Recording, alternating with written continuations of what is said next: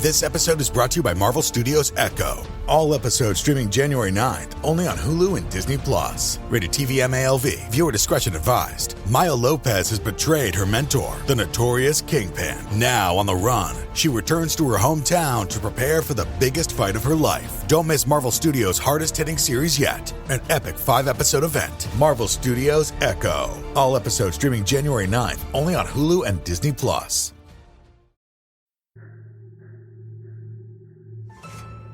Hello, and welcome to Scare You to Sleep. I'm your host, Shelby Scott. It's that time for you to sit back, relax, and escape with me to some horrifying other realities. Let's get away from the real world, shall we? First up this week, I do want to warn you about this first story. It contains a very brief mention of sexual assault. Nothing graphic, but it does come up for a moment, so please be warned. And feel free to skip to the second story of the night. This story is by Kate Nell-Johnson. Kate didn't send along a title to this particular story, and I didn't realize it until the last minute. And I just emailed her and haven't heard back, but Kate, if you can email me, I will update the show notes with the proper title. It does make it a little more mysterious without a title, though. You have no idea what you're getting into. So, here we go.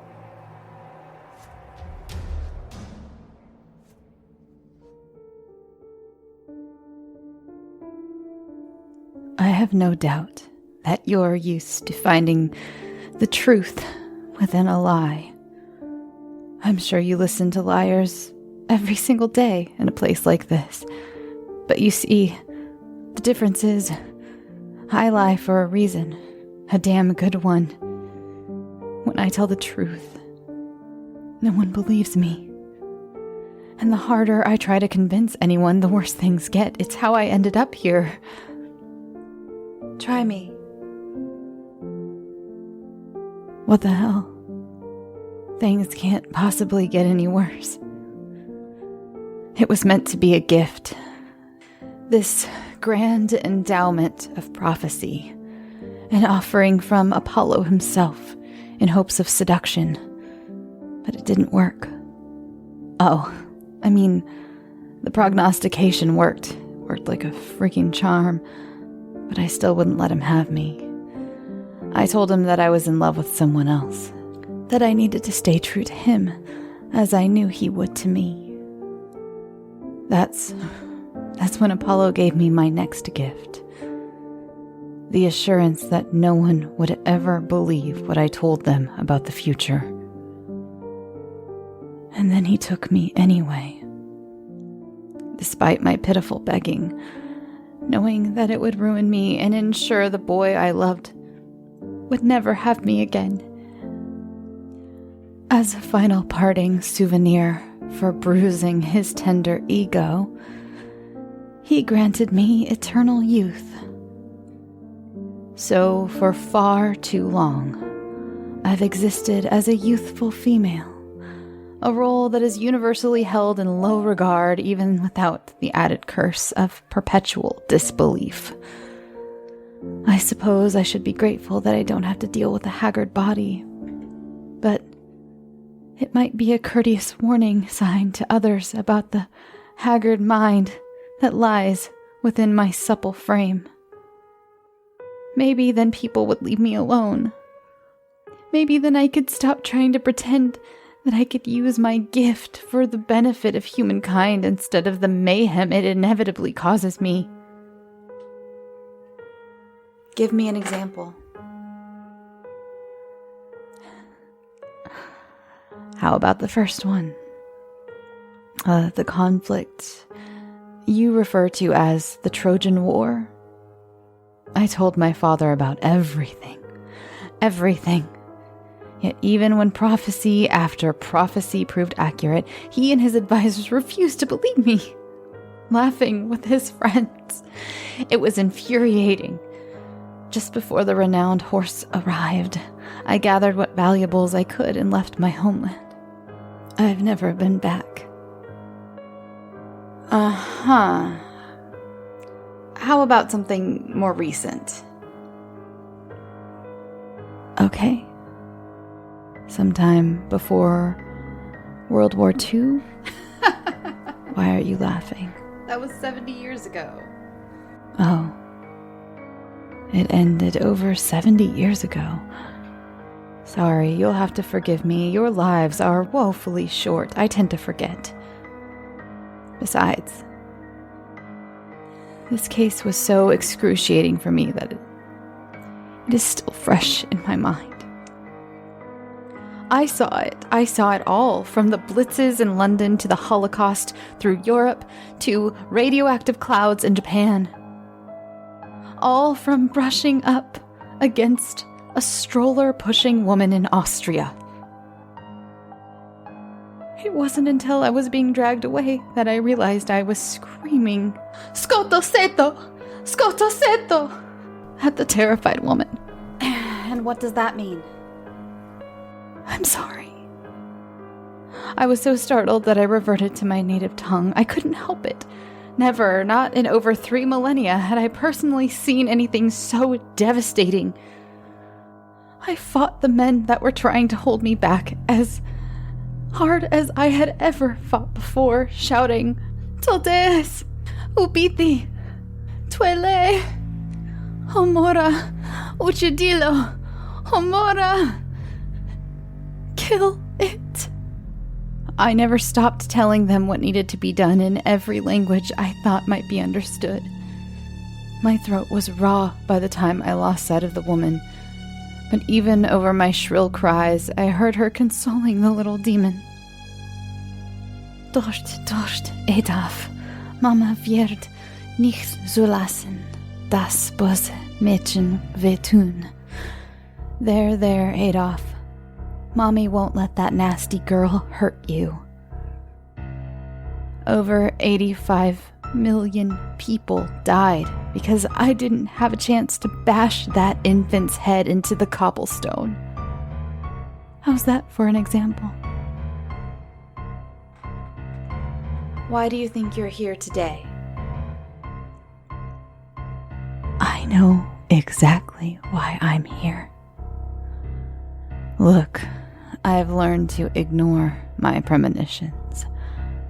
I know they're true, and I know I won't be believed. If my considerable lifespan has taught me anything, it has been to accept those things so that I don't lose my mind. It's all that I have left. If I had been able to stay calm back in that village in Austria, I could have followed them home and dispatched of the tiny dictator as he slept. No one would have ever known. But I didn't. I let my emotions get the best of me. The vision was too horrible, and I panicked. Since then, I vowed that if I had another warning of that level, I'd keep my head and try to take matters in my own hands. I failed again. But only because this one was worse. Much worse. Is that how you're trying to justify attempted murder? I'm not trying to justify anything. You asked for the truth. I gave it. I knew you wouldn't believe me. It doesn't matter anyway. Not now. It's too late. Now, why would you... What's that sound? I told you. It's too late. I wonder if I'll survive this too. I kind of hope not.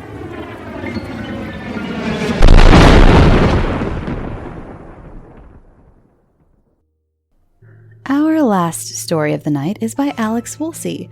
I had so much fun with this one. We haven't had a... how shall I put this?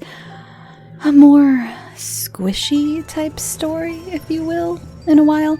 Let's just say, when I did the sound effects for this one, I reminisced a bit about doing the sound effects for the story The Smile a couple years ago. So, I present to you Alex Woolsey's Le Cirque Maudit, or The Cursed Circus.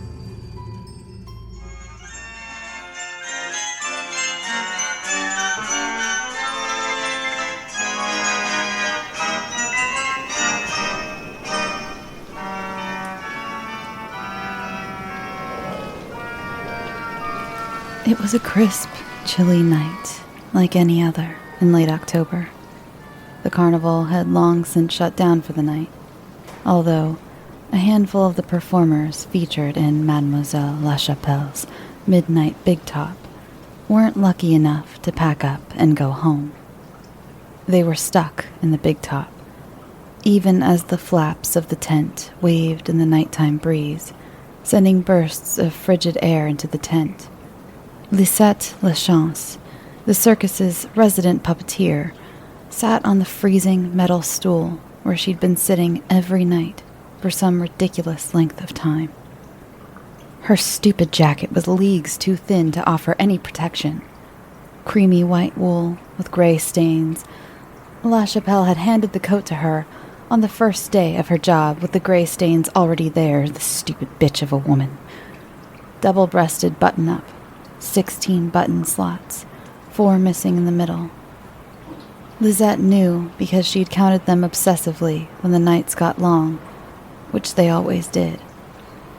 Shoulder pads, long sleeves. It sounded warm. It wasn't.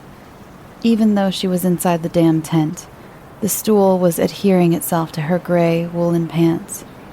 Red stain on the left pant leg towards the ankle. Probably blood. Tear in the pants right above the knee. Ratty, old, cold.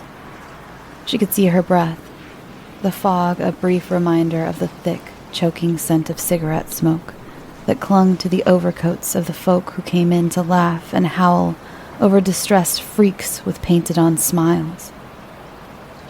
Squeezing her eyes shut, she tried not to think of them oohing and awing at the fruits of Lisette's labor, being jerked around like they were being played with by overly aggressive children with fat, clumsy fingers. Lisette had always wanted to make her puppets dance. Lachapelle made her hurt them. Or, more accurately, made the puppets mimic hurting themselves, ramming into walls and flinging themselves around, wood reinforced to prevent breaks. It wasn't funny.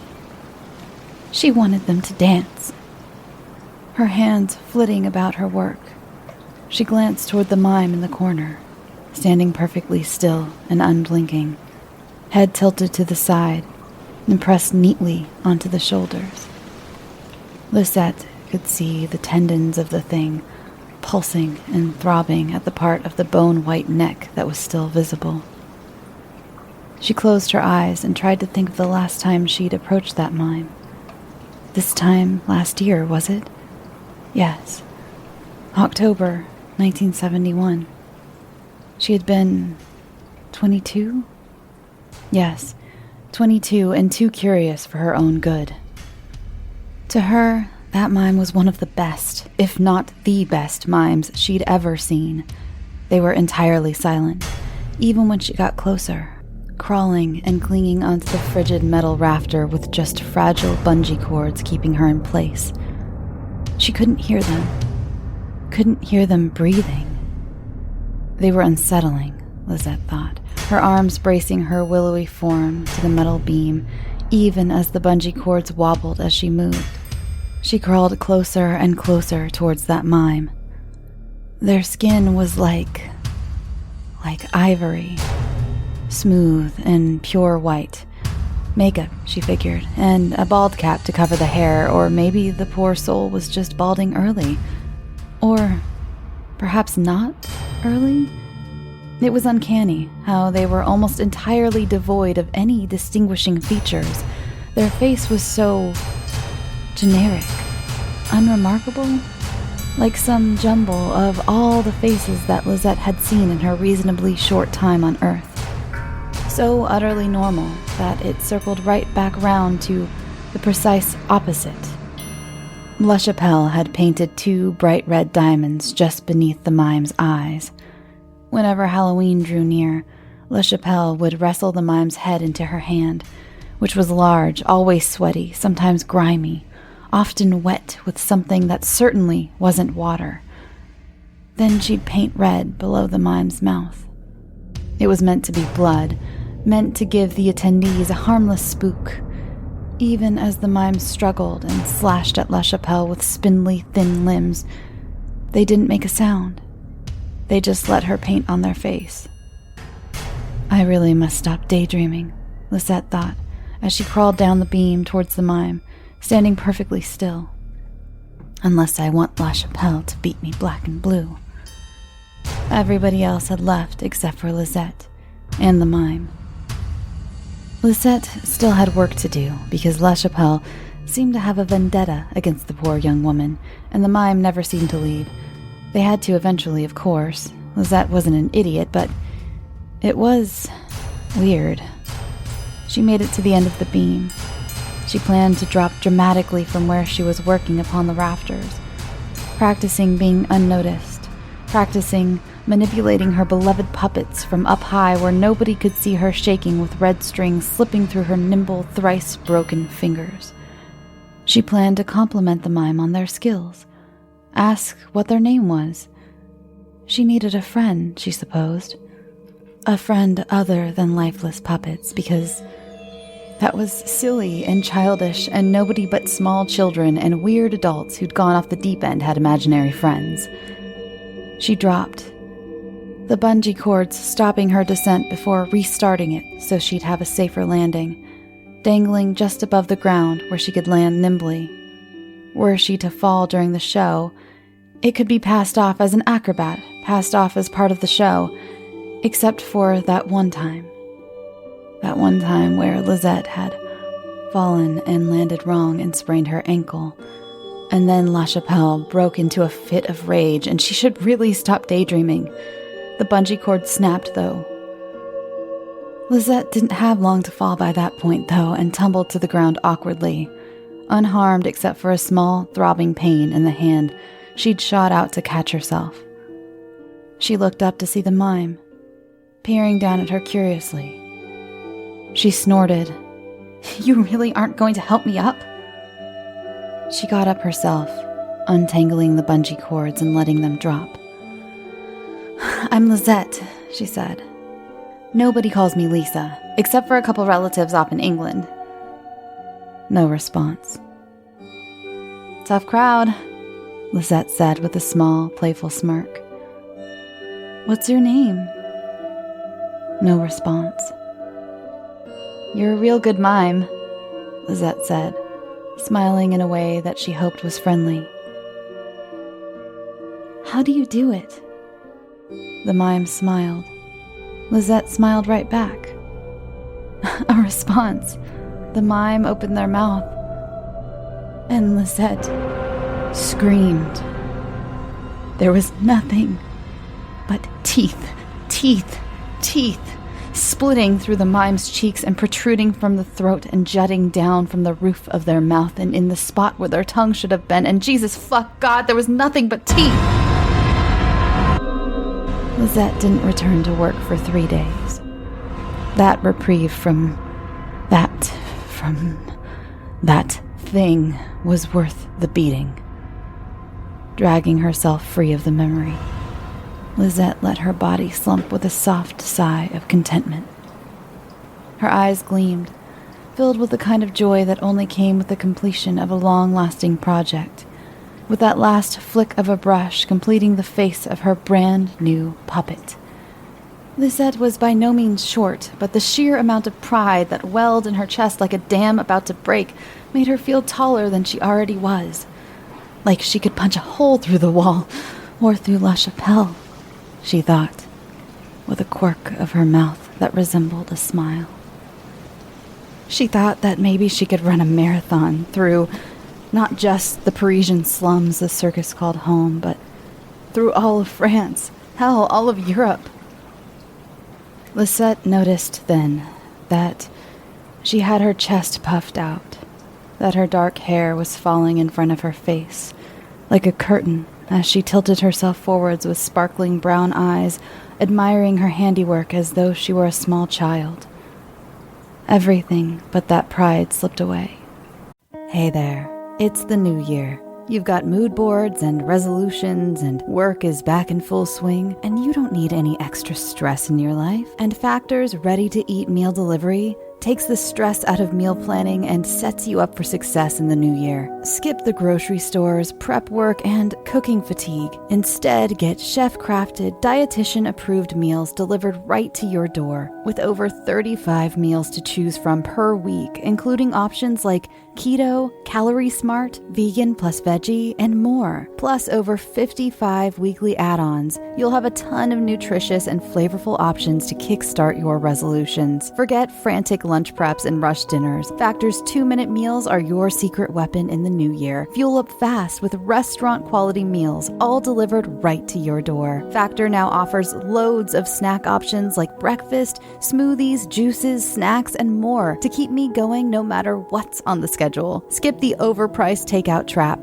Factor is cheaper and way more delicious than takeout. Get chef-crafted, restaurant-quality meals delivered right to your door. They are ready to heat and eat in just 2 minutes, which means more time for you. Need a special occasion meal? Gourmet Plus is the perfect solution if you're looking for fast, upscale options done easily. When things get hectic, Factor is flexible. Change up your order every week with plans from 4 to 18 meals per week. Or pause or reschedule your deliveries anytime. Stress less over meal times in the new year. Factor's no prep, no mess meals free up time otherwise spent on shopping, cooking, and cleanup. No more wasting time in the kitchen. Not only does Factor offer fast, simple solutions when I'm too busy to cook, they also help me stay on top of my goals. With offerings like Protein Plus and Keto, I can stay on track. This is definitely going to come in handy for my New Year's goals. Factor has everything I need for a week of flavorful, nutritious eats. In addition to ready-to-eat meals, they have cold-pressed juices, smoothies, energy bites, extra protein, veggie sides, and more to keep me energized during frantic times. Head to factormeals.com/scareyoutosleep50 and use code ScareYouToSleep50 to get 50% off. That's code ScareYouToSleep50 at factormeals.com. Her hair was a greasy, unstyled rat's nest from many nights spent working overtime. But she couldn't bring herself to care. The puppet was life-sized, sort of. Small, Lisette supposed, but a human small, not the unnaturally petite figures these things too often wind up being. They had pale skin, in stark contrast to Lisette's medium brown, as she encircled her hand around the creations, a small smile playing on her lips. The puppet had long, straight auburn hair that reached its hips. Lisette's smile was understated, while the puppet sported a far more dazzling grin, showing off pearly white painted teeth, with a light delicately painted in its narrow, bright green eyes. Its hips were thin. Of course, it was all sculpting and careful construction and paint. Still, good God, was she proud, as she touched the puppet's artificial locks with her left hand, and her own, which was darker, shorter, and curlier. But regardless, Lisette marveled at the realism she'd pumped into her latest creation. The vast majority of poor Lisette's self-esteem had been dragged out of her by La Chapelle. Still, moments like these, where the big top was empty except for the mime motionless in the corner, Lisette couldn't care less, honestly. The puppet, and Lisette herself, filled her with pride. She carefully wound the cords around the puppet's joints, the brilliant red strands easily manipulated by Lisette's steady, well-trained hands. She stood up. Now all she had to do was wait for La Chapelle. She found herself bouncing slightly on her heels, face split into a goofy sort of grin as she stared into the painted face of the puppet. The flap of the tent was pushed open, and in strode Gisette Lachapelle, the ring mistress. Lachapelle was a rather lanky woman with pale skin, full lips, and short nose. Her face was weather-beaten, a rugged sort of attractive. Her sleek, toffee brown hair was done in a haphazard updo. Wide, glacial blue eyes peering out at Lisette from behind long lashes. Any random passerby would often assume Lachapelle to be a giggling, gossiping woman who'd never grown past her schoolgirl phases. But really, that couldn't be further from the truth. For all her warmth, for all the plastic smiles she flashed towards the rich young men who entered the big top, the blood that pumped its way to whatever imitation of a heart she possessed may well have been ice water. "Miss Lachance," she drawled, voice sickly sweet. As she strode closer to Lisette, the puppeteer picked up on her boss's perfume. The scent of plums and lies and apricots hanging off her like a deceptively sweet mist. Beneath that was a rancid smell that made Lisette wrinkle her nose as she thought of rotting oranges. She stopped about a meter away from Lisette. "What's this?" she asked, tilting her head towards the puppet.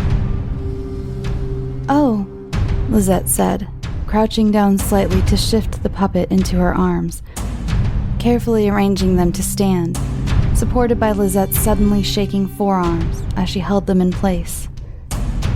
"Newest creation," she said, unable to get out anything other than that as her voice wobbled. Lachapelle took a few more strides toward Lisette and the puppet. There was no sign of false kindness on her face, nor was there any malice. It was as though time stood still as she stared at the puppet, mouth pressed into a thin line, head tilted to the left as though she were mistaking Lisette and the thing she'd spent ages working on for some inept street performers. With a nervous smile, Lisette stepped back and shifted her hands to the threads, manipulating one arm of the puppet to wave at Lachapelle. The ring mistress laughed. It made Lisette's ears ring, made her head pound worse than the sickly sweet rancid perfume. From the bag at her side, Lachapelle drew a razor-sharp knife. Before Lisette even had time to register what was happening, her boss had cut the strings. The puppet fell, slamming into the metal stool and bouncing off the floor. The wood splintered, and Lisette slapped a hand over her mouth to stop the yelp from escaping. Still laughing, Lachapelle slipped the knife back into her bag and left the tent behind. Lisette collapsed into her stool, eyes stinging. It was just a puppet. Just a little bit of splintered wood. There was no need for her to work herself into such a state over it. It still hurt, though, and so she pulled her knees up and wrapped her arms around them, shutting her eyes and burying her face into the gap between her knees as though she were back in school, back before she dropped out to earn cash for her struggling family. She almost laughed. She dug herself into quite the hole, hadn't she? Nowhere to go but up, she thought. The thought just as simultaneously sweet and rancid as Lachapelle's perfume. Deep down, she knew that she was underestimating her own drive to dig. All the pride she'd felt earlier left her, slipping away into the night. Dimly, she was aware that the mime had been able to see her in a sorry state over a puppet. She didn't care if it saw her. Nausea rolled over her like an ocean wave. Sweat beaded on her forehead, her chest tightened. A shiver ran up her spine, and she could think of nothing else but the deep, deep desire to have somebody, anybody, to hold her, drape her in a warm coat and tell her it'd be all right. Honey-coated lies, she thought. God, she was so tired of being rejected. She glanced down at the puppet, glaring as she picked up on the flaws she'd missed in her swelling pride. The lips were unnaturally glossy, joints too visible, limbs too thin. Shattered wood splintered the left cheek and chin, clearly visible even in the dim big top lights. From where the puppet laid on its back, empty green eyes staring upwards. With a cry of frustration, Lisette kicked the thing away from her. It was surprisingly heavy, and Lisette let out a squeak of alarm as she knocked herself from her stool, landing on the ground below with a dull thud. Her head rang. She squeezed her eyes shut, curling up slightly into the fetal position. God, this was so stupid. She got up, and the blood in her veins turned to ice. The puppet was standing, shattered wood clattering to the ground in jagged chunks to reveal the hollow interior of its head. It had caused a little bit of the mouth to crumble away as well, porcelain white wood falling to the ground like snow. Lisette was dimly aware that the puppet couldn't have possibly struck the stool hard enough to cause that kind of damage. But all she could focus on was its lumbering walk towards her, as auburn hair draped over its face, green eyes peering up from beneath its fringe. I'm not going to hurt you. Lisette slapped a hand over her mouth as the words screamed their way into her mind. The words sounded distant, echoey and scratchy, as though they were coming from an incredibly loud radio on the other side of the big top tent. There was something melodic there, too, almost sing-song, gentle, the kind of voice that soothed young children to sleep with tales of grandeur. The word siren song flashed in Lisette's mind, blinking like neon signs, and she shook them off. There was something beneath it, too, like car brakes screeching to a halt. What? I have an idea. Lisette tried to compose herself. What? She took a deep breath. What's your idea? She tipped her head to the side. Closer? Lisette did as the puppet asked. The puppet whispered its idea into Lisette's mind, and a wide grin spread across Lisette's face. The idea was absolutely demented and beautiful. Mime. What?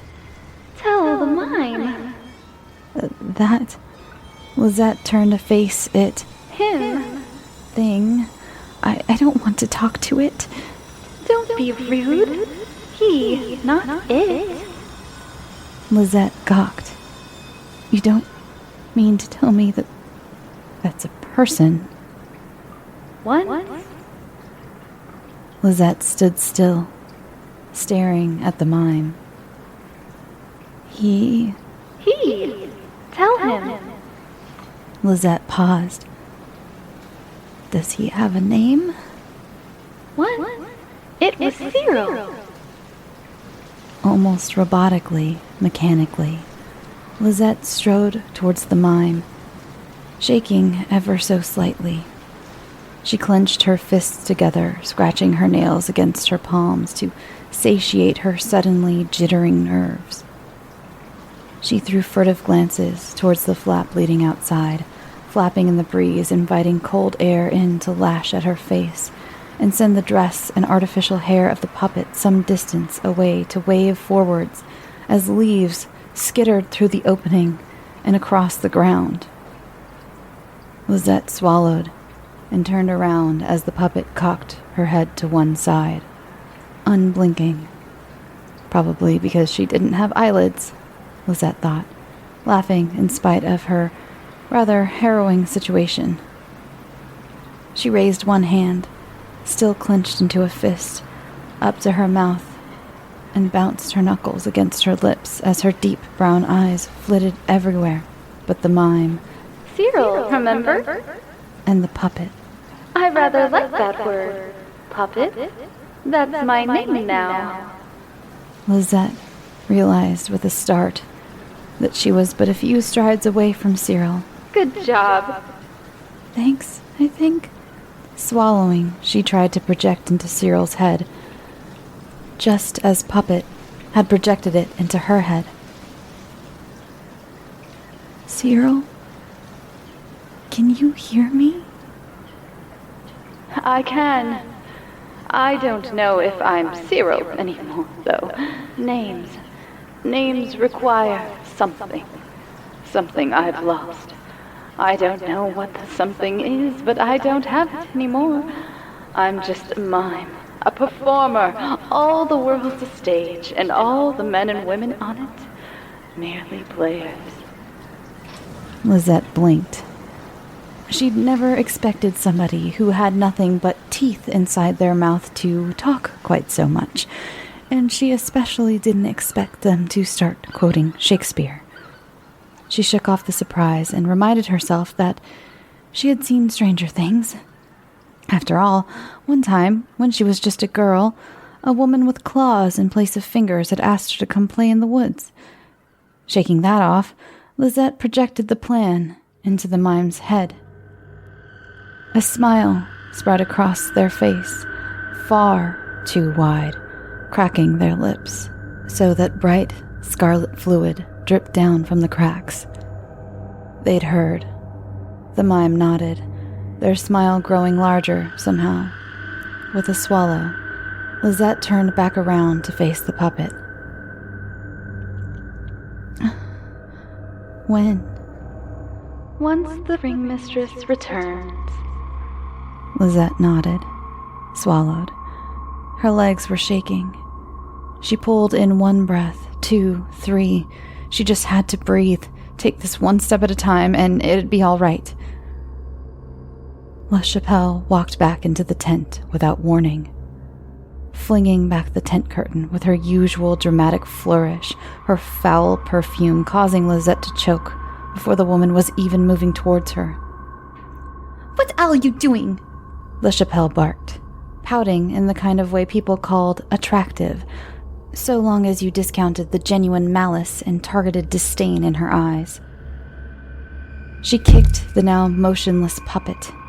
Please stop!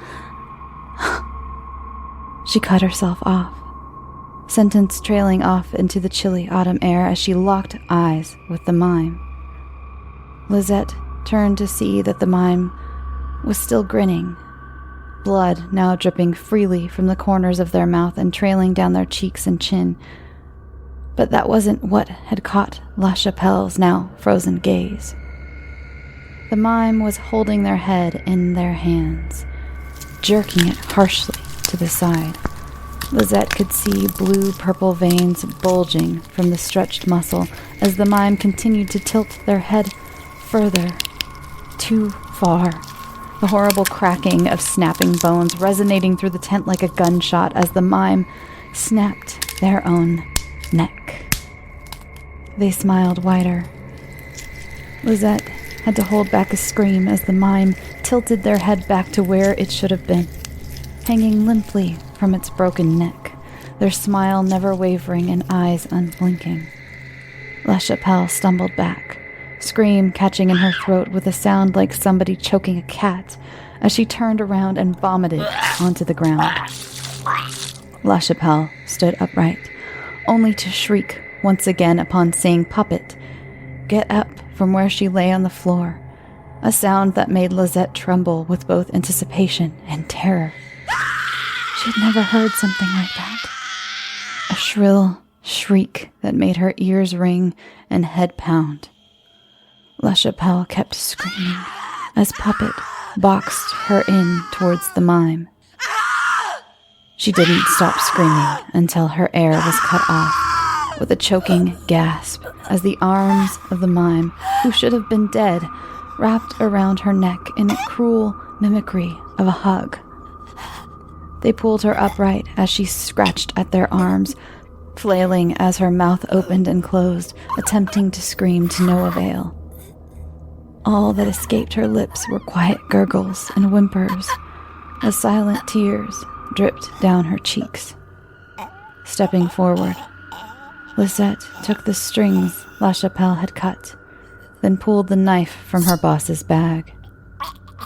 Kneeling in front of her, Lisette could hear choking gasps and whimpering pleas for forgiveness. Lisette found herself faltering, the knife slipping from her fingers. Do it! Lisette turned to face Puppet, who stood behind her with her head tilted, arms crossed. She took a deep breath, nodded, then picked the knife back up. Holding her boss's hand in place, she drove the knife through the sides of each of La Chapelle's fingers. Her boss thrashed as Lisette then threaded the strings through the bloody holes, looping them around and through until she tied them as securely as she could. The mime let go, stepping back, satisfied, as La Chapelle sobbed as blood dripped down her arms and pooled on the floor. Puppet and the mime headed to the now abandoned seats the audience had occupied earlier that night, and Lisette put on a show.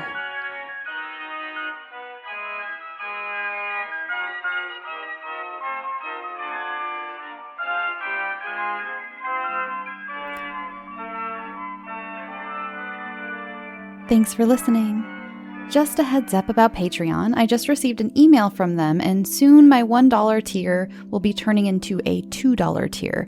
However, if you're already part of the $1 tier, your monthly amount will not go up. Your $1 amount will remain the same. It just won't be available for new people. This change will be happening beginning March 10th. Happy birthday, JJ! So you have time to become a $1 patron and have access to all bonus content until then, and then it will just turn into a $2 tier. Which brings me on to Patreon shoutouts. Thank you so much to Jesselyn Templin, Matthew Birch, Amanda Ammondank, Ann Hayes, Ian Epperson. Oh, thank you, Ian. You guys go check out Olive Hill if you haven't yet. And also, Ian is part of the big secret project that I told you about a few weeks back. And I'm really excited to share it with you. Anyway, Felicia Featherbay, Nicholas Sir, Jenny Ainley, Matthew Self, and Amy Swindle. Thank you so much, all of you. Thank you, thank you, thank you. I want you all to know that you're all kind souls who deserve love and happiness, and I'm sending you love and light and hugs. You can follow the show on all social media, Reddit, Twitter, Tumblr, Facebook, and Instagram. There are links to my personal pages too, from those if you want to follow me. I don't really know why. I don't update that much, but if you have a submission, please send it to scareyoutosleep@gmail.com. I've been getting some spectacular work from you all lately. It brings me so much joy to fully produce your stories with sound effects and music and all the things your stories deserve, and for you to have as a keepsake for all of your time and effort. I put hours into every single story and give each of them love and care, and I really hope it comes through to my authors. Also, don't worry if you submit something and I haven't gotten back to you or something. Sometimes it takes me quite a while to get back to people about their submissions. I have a system, but it's not great, and I'm working on it. But like for instance, tonight, both these stories were submitted a couple months ago. And then sometimes I'll get a story in the same week and I'll just really like it and it just strikes my mood and I'm feeling inspired to really produce it, and it'll get produced in the same week. I don't really have a schedule. I don't have them timed out. That was one of my New Year's resolutions, sort of, but we're working on it. But so yeah, if you submit a story, and I think I talked about it in my true story episode, some of those I had literally been sitting on for a whole year because it had been a whole year since I'd done a true stories episode. So don't get discouraged if for some reason it's not getting on the show. And I don't necessarily say yes or no right away when I get submissions because I don't necessarily get to read them right away, especially some of the longer ones. I'll get stories that are, several pages long, and I'll get them when I'm at my other job and save them into my little file, and I'll, get to them later. But anyway, I just wanted to throw that out there. If you sent me a story a couple months ago, I actually have a few that I'm considering for the brevity episode that I've had for a while. So if you sent me something pretty short, I can guarantee you it's probably going to be in the brevity episode. Anyway, remember to rate and review the show on Apple Podcasts, or if you don't have an iPhone, you can now rate and review the show on Podchaser. Also, by supporting my sponsors, you are directly supporting me and letting them know that you think I'm cool. So thank you for always using my offer codes. I think that's it for tonight. Now, go get some sleep. Sweet dreams.